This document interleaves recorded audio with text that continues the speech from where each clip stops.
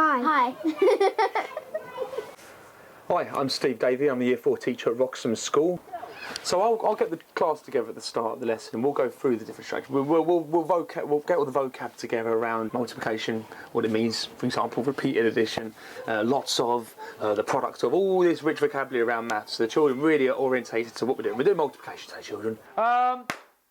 What does multiplication mean? Multiplication mean, underneath all of these are different ways that we can describe multiplication. Daniela, give us one, please. Repeated addition. Top one. Yep, well done. Good work, Bergerac. Ross?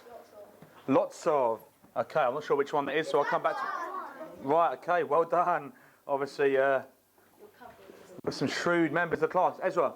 And it's about the children reflecting upon the different routes that they might be able to take and the strategy that's right for them.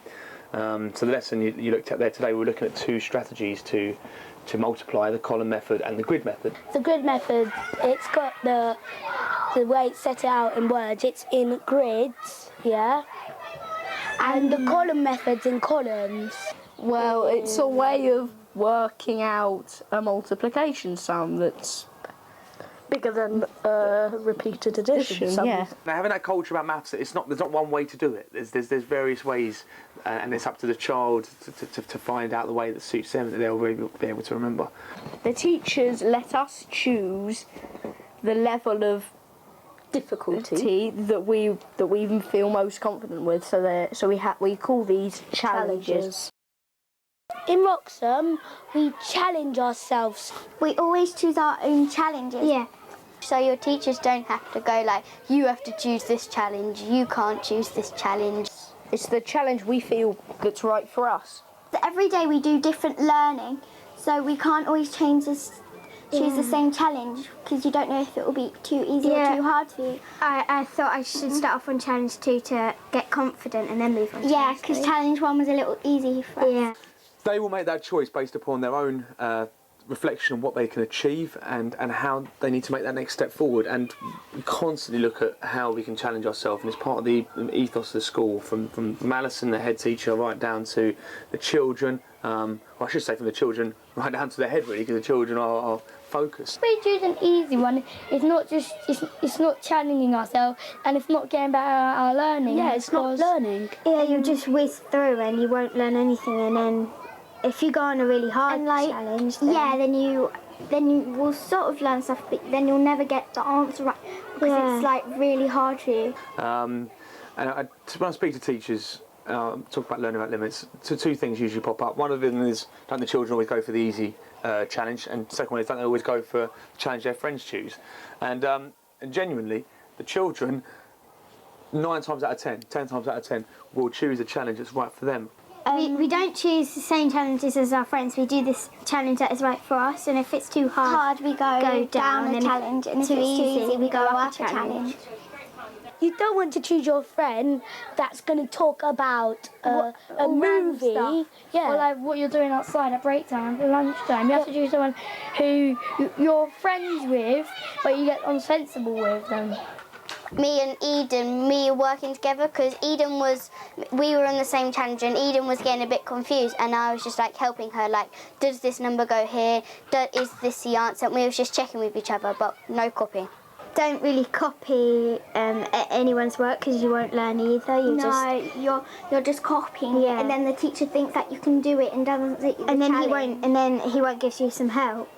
We all know that we shouldn't be copying other people's work. And we know if they copy, they just don't know like what the answer is, and they won't get better. Plus, anyway, what if someone got it wrong and you copied it? You're getting the same mistake. Yeah.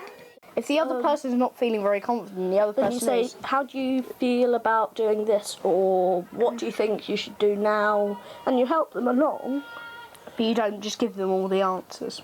I think within a classroom, ideas around learning and trying to create a culture of trust and openness and humility and empathy, it's got to be modelled by the teacher from day one. From day one. And if the teacher's not modelling that behaviour, then how can you expect the students to reflect upon their own learning? you're not a robot and you're going to get things wrong. Yeah.